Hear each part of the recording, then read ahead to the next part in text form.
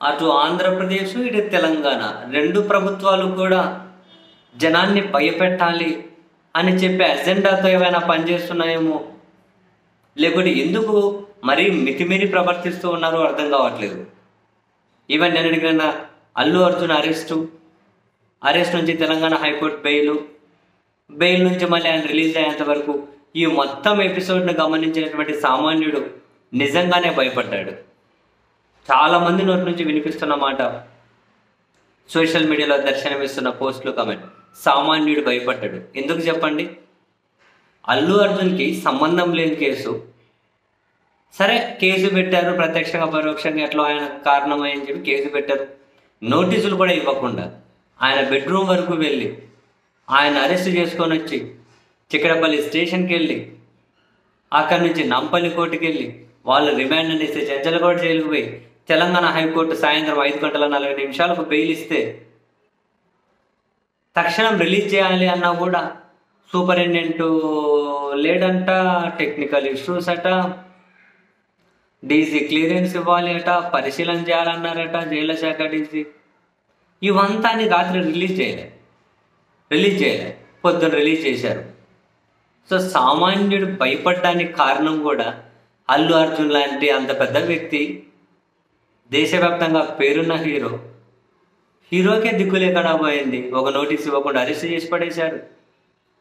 తక్షణం రిలీజ్ చేయాలని హైకోర్టు చెప్పినా వదలలేదు.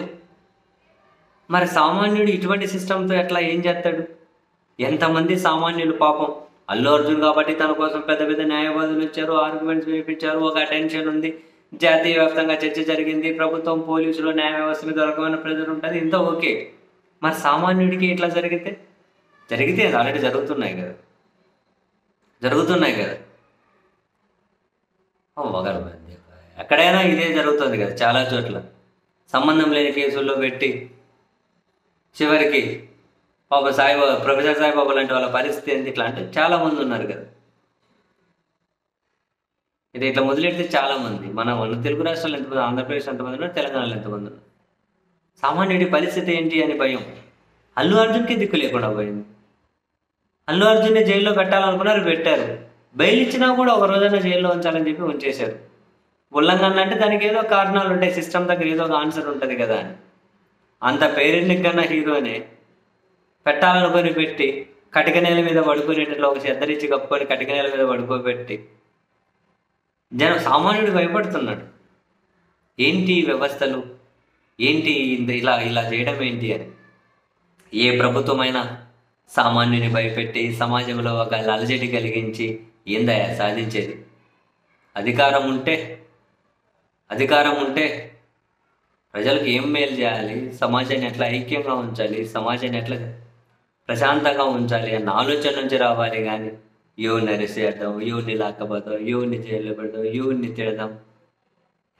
అసలు ఎంత తిరోగమనం దిశగా రాజకీయాలు, ప్రభుత్వాలు, వ్యవస్థలు వెళ్తూ ఉన్నాయి.